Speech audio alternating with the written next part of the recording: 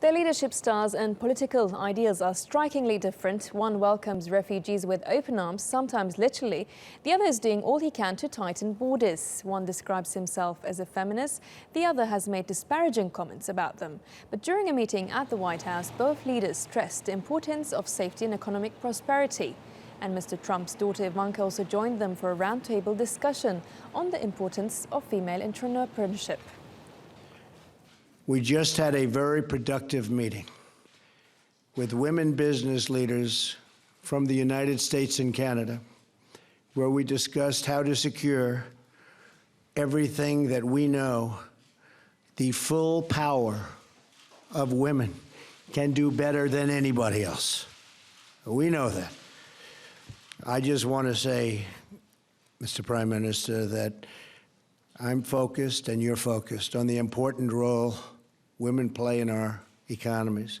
We must work to address the barriers faced by women and women entrepreneurs, including access to capital, access to markets, and very importantly, access to networks. Border security and immigration policy was also discussed by both leaders. Trudeau was asked to comment on Trump's travel ban. Canadians and Americans have stood together, worked together at home and around the world. We fought and died together in battlefields in World War I and World War II, in Korea, in Afghanistan. But there have been times where we have differed in our approaches, and that's always been done firmly and respectfully. The last thing Canadians expect is for me to come down and lecture another country on how they choose to govern themselves. My role and our responsibility is to continue to govern in such a way that reflects Canadians' approach and be a positive example in the world. Tetiana Anderson has been following the talks from Washington. So the Canadian Prime Minister and US President Trump don't really see eye to eye on many issues, but they seem to have found common ground there, haven't they, about economic ties especially?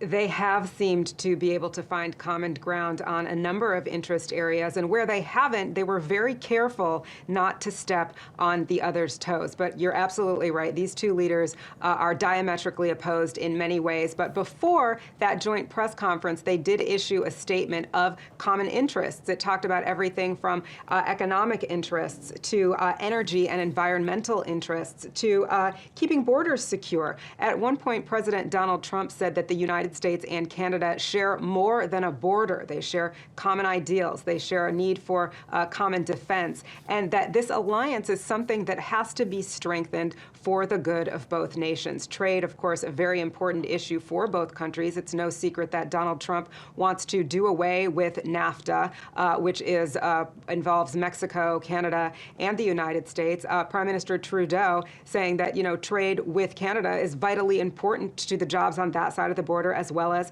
on this side of the border here in the United States. He even commented that there's over $2 billion of two-way trade done per day between these two nations, and that the livelihoods of many people on both sides of the border absolutely depend on that. So not only in that area, but they shared a common goal when it came to the advancement of women entrepreneurs and women business leaders. They actually announced a new council. It's called the U.S.-Canada Council for the Advancement of Entrepreneurs, and that would give greater access to women seeking capital. It would give them greater networking opportunities to grow their businesses and to become the sort of entrepreneurs that would be beneficial to both nations. On the area of immigration, there was a little talk there as well, but both leaders playing nice with one another, saying that, of course, defense is key for both nations, but Canada, for its part, still wants to maintain its ideal of openness. So how do they both do that? How do they both navigate these waters as they move forward?